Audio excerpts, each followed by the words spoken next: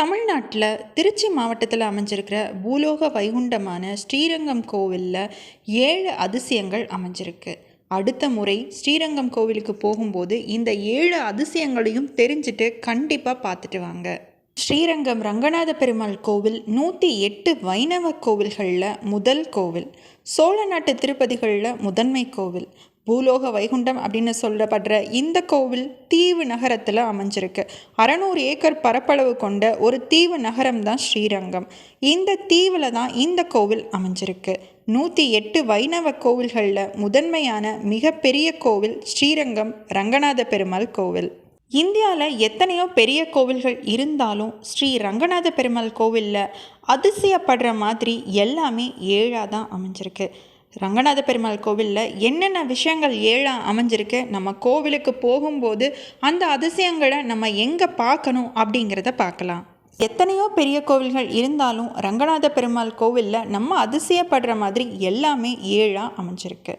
இந்த கோவிலில் பிரகாரங்கள் 7 மதில்கள், ஸ்ரீதேவி, பூதேவி, துலுக்க நாச்சியார், சேர குலவல்லி நாச்சியார், கமலவல்லி நாச்சியார், கோதை நாச்சியார், ரங்க நாச்சியார் அப்படின்னு 7 தாயார்கள் இந்த கோவிலில் இருக்காங்க.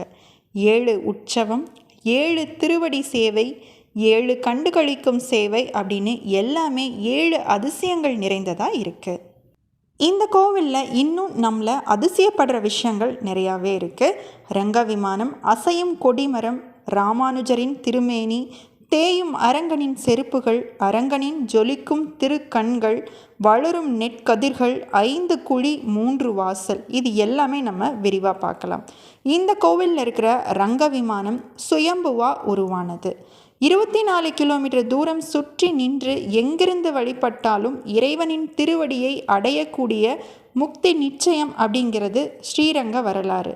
பொன்னால் வேயப்பட்ட இந்த விமானம் ஓம் அப்படிங்கிற பிரணவ வடிவத்தில் அமைஞ்சிருக்கு. இந்த தங்க விமானத்தில் அமுத கிண்ணத்தோட பரவாச தேவர் காட்சி தராரு.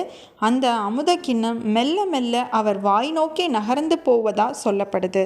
ஸ்ரீரங்கம் கோவிலில் இருக்கிற ரங்கவிலாஸ் மண்டபத்தில் இருக்கிற கல் கொடிமரத்திற்கு முன்னாடி நாம் விழுந்து வணங்கி கொடிமரத்தை உயர்ந்து பார்க்கும் பொழுது அந்த கொடிமரம் அசைவது போல ஒரு காட்சியை நாம் காண முடியும். ஸ்ரீ ராமானுஜர் தன்னோட 120வது வயசில் கிபி 1137ஆம் ஆண்டு தான் பிறந்த அதே பிங்கள தமிழாண்டு மாசி மாதம் வளர்பிறை தசமி திதியில் சனிக்கிழமை நண்பகலில் ஜீயர் மடத்தில் சமாதி அடைஞ்சார்.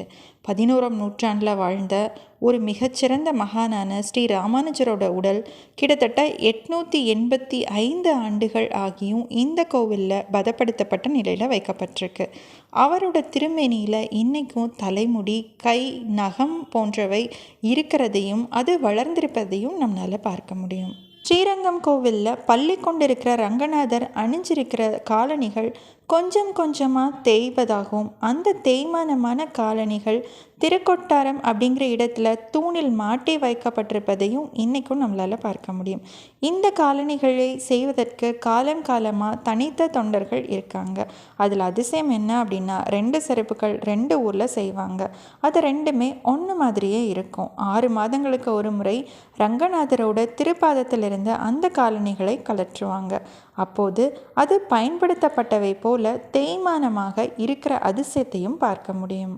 20 அடி விட்டமும் 30 அடி உயரமும் கொண்ட 5 பிரமாண்டமான நெற்கதிர்கள் அமைஞ்சிருக்கு. கிட்டத்தட்ட 1000 ஆண்டுகளுக்கு முன் நெல் சேமிப்பு கிடங்குகள் வட்ட வடிவமாக அமைக்கப்பட்டிருக்கு. இதில் மொத்தம் 1500 டன் அளவுக்கு நெல்களை சேமிக்க முடியும். இதுவரைக்கும் எந்த காலத்திலும் இந்த குதிர்களில் நெல் இல்லாமல் போனது இல்லை அப்படிங்கிற பெருமையை கொண்டது. இதில் எவ்வளவு நெல் கொட்டினாலும் அதை ஏற்றுக்கொள்ளும் விரிவடைந்து கொண்டே செல்லும் தன்மை கொண்டது. ஸ்ரீரங்கம் கோயிலில் தாயார் சன்னதிக்கு வெளியே இருக்கிற 5 குழி 3 வாசல் அற்புதமானது. இங்கே இருக்கிற 5 குழிகள் வழியே 5 விரல்களை வைத்து தெற்கு பக்கம் பார்த்தால் பரமபத வாசல் தெரியும். இப்படித்தான் தாயார் பெருமாளை சேவிக்கிறார் அப்படிங்கிறது ஐதீகம். அர்த்த பஞ்சக ஞானத்தை குறிப்பதே 5 குழி அப்படின்னு சொல்லப்படுது. 3 வாசல் என்பது பிரம்மத்தின் வழி அப்படிங்கிறதும் ஐதீகம். அடுத்த முறை ஸ்ரீரங்கம் கோவிலுக்கு போகும்போது மேற்கண்ட அனைத்து அதிசயங்களையும் நீங்களும் தரிசனம் செய்யலாம்.